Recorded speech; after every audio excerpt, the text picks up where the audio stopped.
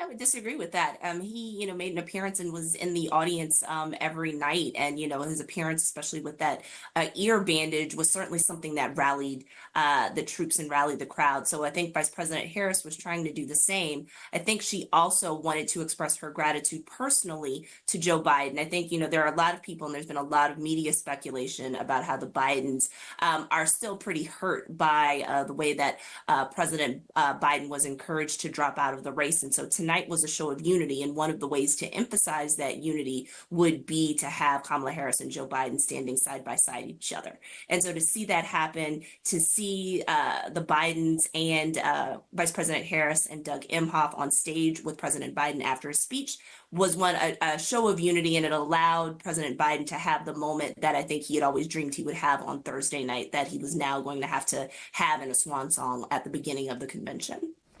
Andra, let me ask you about the deficit, because the markets are concerned that we're now coming up against some sort of wall in terms of the fiscal position stateside. And Kamala Harris's move here to also raise the corporate tax to 28% from 21% if she wins office. This suggests that it could be potentially part of a prudent policy to tackle the fiscal position. Trump also promising the same, but there are question marks as to whether his policy allows that. How important is the budget deficit when it comes to the US population as they cast their vote? I think that there are some voters who are fiscally conservative and who are concerned about budget spending. It's a really interesting period in American history where Republicans don't necessarily own that issue in the same way that they may have once owned it, in part because we could look at the ways that the federal deficit ballooned under Donald Trump's presidency. The same thing happened under George W. Bush as well. Vice President Harris certainly got some criticism for some of the economic policies that she put forward in a speech last week.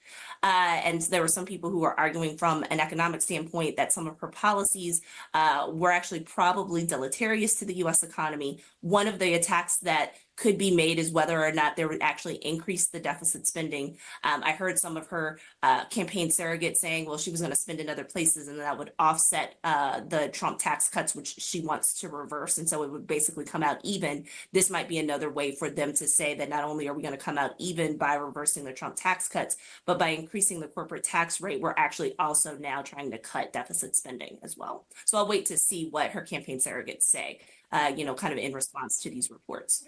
Is there a risk, though, that Harris starts to look business unfriendly? Because we've heard comments in recent days around price gouging, but this move around corporate tax, typically the view is lower taxes the better when it comes to corporates because there's more ability to invest and hire workers. So is there a risk that the policies start to look unbusiness friendly?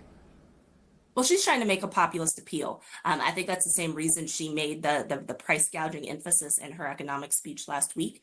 And I think Joe Biden actually emphasized it in his own speech today, where he was talking, about the effective tax rate for billionaires versus regular people, and pointing out that billionaires in particular, and I should point out here that I think he's banking that people don't make the distinction between businesses and rich people themselves, pay an effectively lower tax rate than most Americans do. And so I think by talking about things that are redistributive, she's trying to say that she's standing up for the everyday person and that she's actually addressing kitchen table issues and trying to draw a contrast with Donald Trump, who Democrats are trying to paint as a corporate fat cat.